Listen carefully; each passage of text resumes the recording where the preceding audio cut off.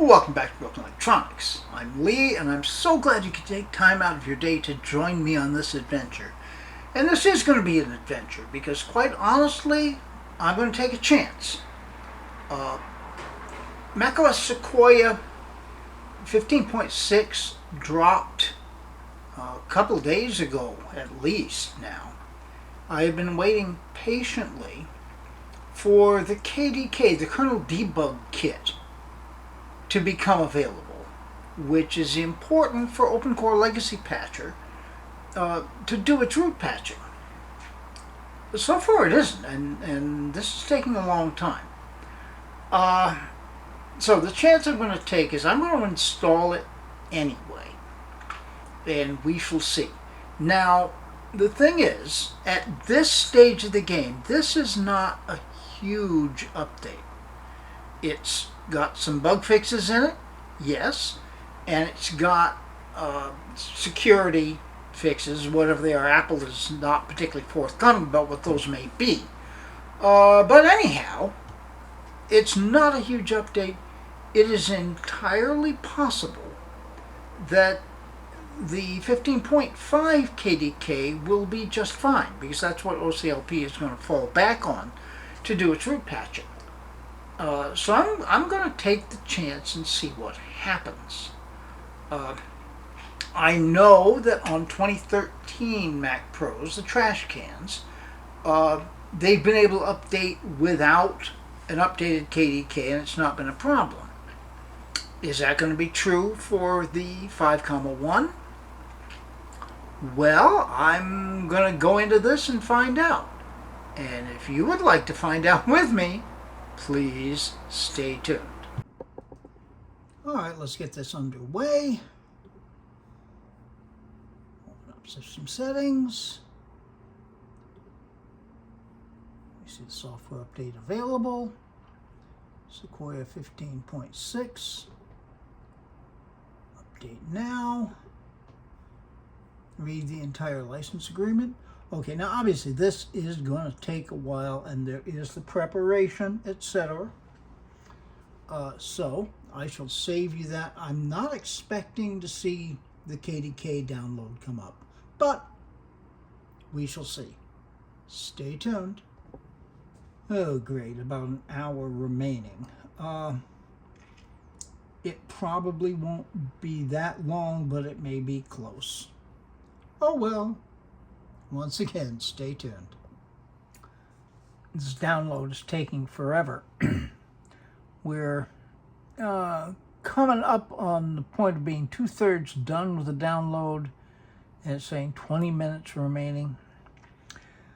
Yeah, I mean, that's the downside of using OpenCore Legacy Patcher. When I did this on my Apple Silicon Macs, the download took a while, but it's a much smaller download.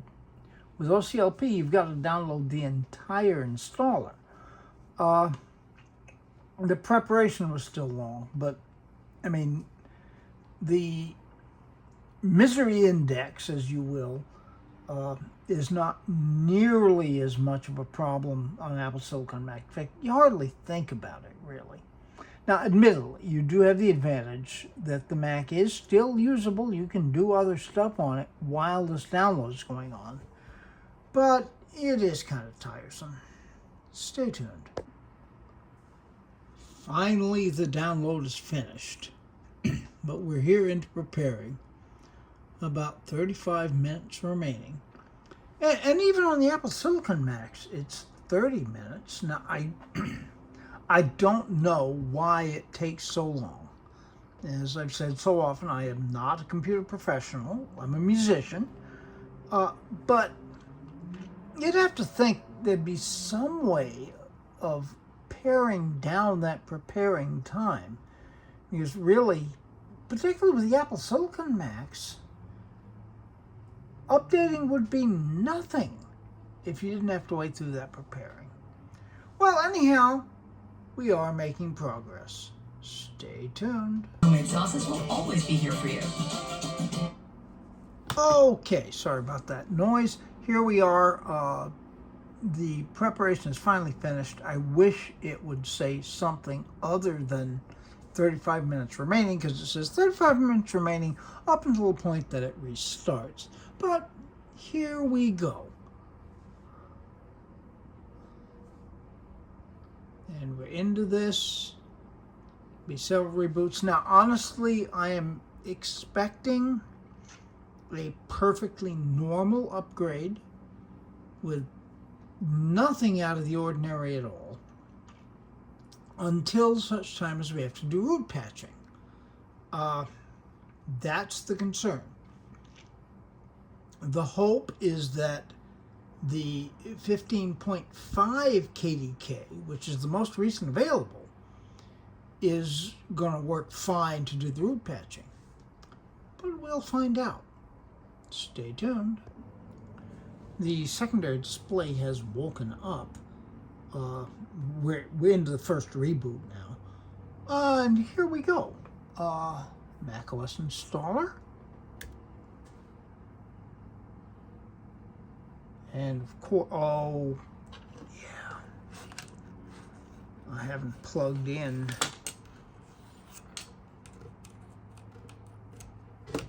There, I just plugged in the keyboard and now the trackpad, and hopefully we'll be able to deal with that. All right, stay tuned. It wouldn't be a broken electronics upgrade video if I didn't point out RAM display set granular progress. And of course, if you've never done this, this is where the install just slows up. Other than doing this, it usually flies along pretty quickly. Well, anyway, stay tuned. Okay, you can see there the system is shutting down if you look carefully in the abort commands. So we're about getting into the second reboot.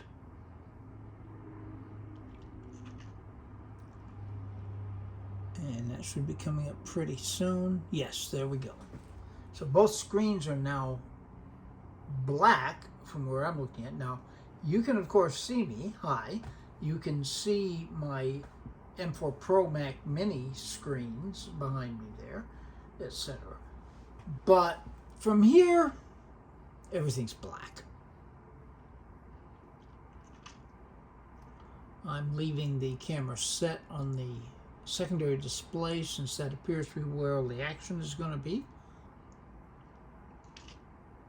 I keep thinking it might be wise to just shut down. Okay, secondary display has become active, but just shut down the secondary and let it all be in the primary. I wouldn't have to keep moving the camera that way. All right. Come on.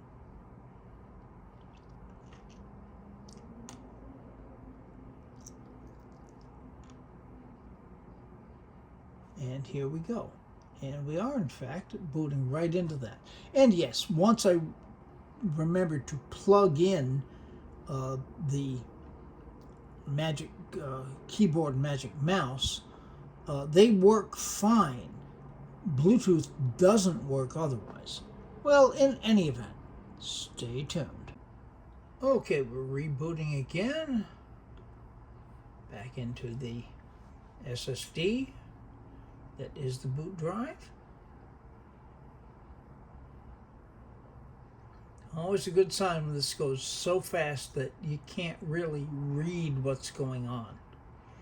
I like the verbose output because it does give you an idea of what's happening. Particularly if it sticks and something is not happening. This machine has been very good. It generally just goes ahead and installs. I have a couple other that I have to watch because they may get stuck and I need to manually reboot them.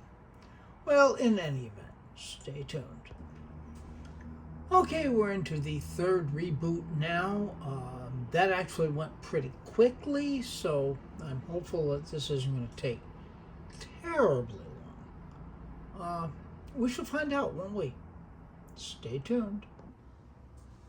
And in fact, here we are. We have successfully installed the most current version of macOS. Now, obviously, we need root patching, and that's where the question is going to come up.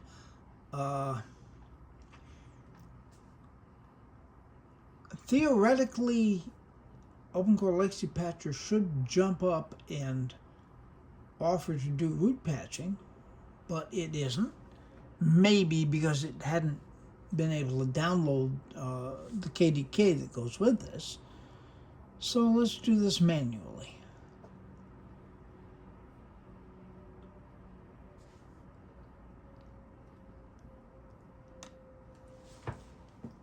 Now it's trying to download the kernel debug kit, as you can see, of course.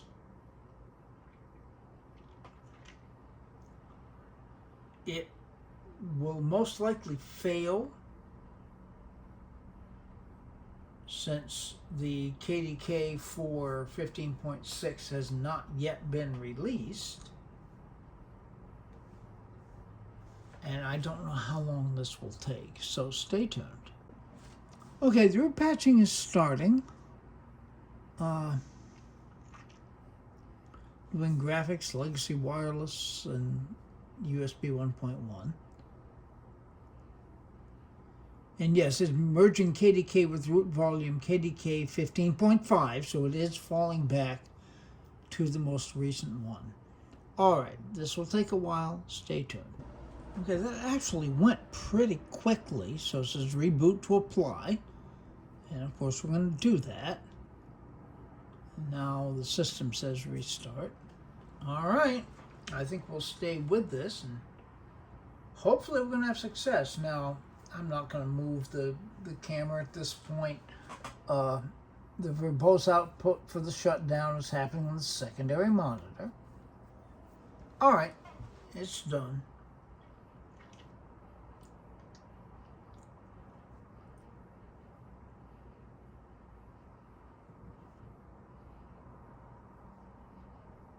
I shall resist the temptation to sing Anticipation. I'm sure you're all grateful for that.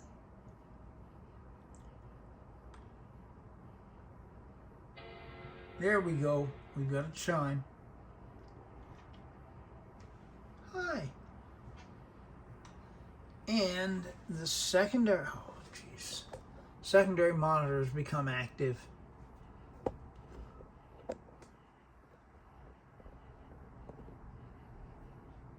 I wish there was a way that this wouldn't happen, but it should come up pretty soon.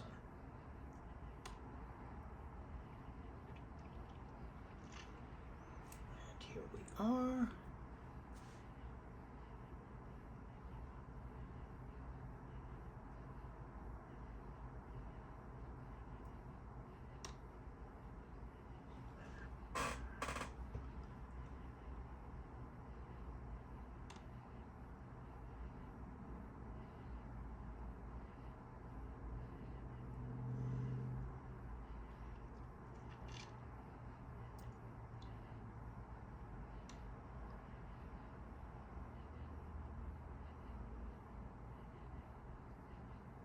Come on.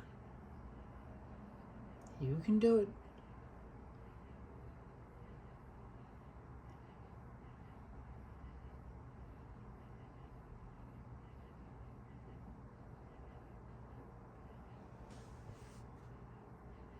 All right. There goes that. Now we've gone over to the primary.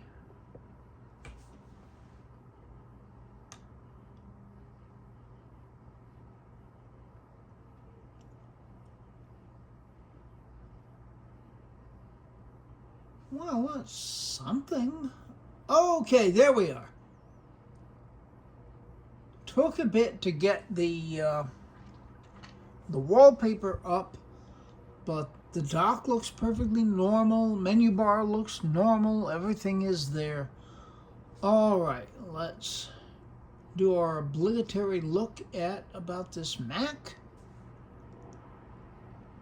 And we see all our specs for our Mac Pro, and most importantly, macOS Sequoia 15.6. Now, honestly, I had expected this would happen. I was expecting we were going to find perfectly normal upgrade and boot up and that the root patching would work, but you never know. But I can now tell you that at least on this machine, it does. And I think that's a pretty good sign that on most 5.1s, it's going to work. And that's good news to be able to report. In any event, we're done.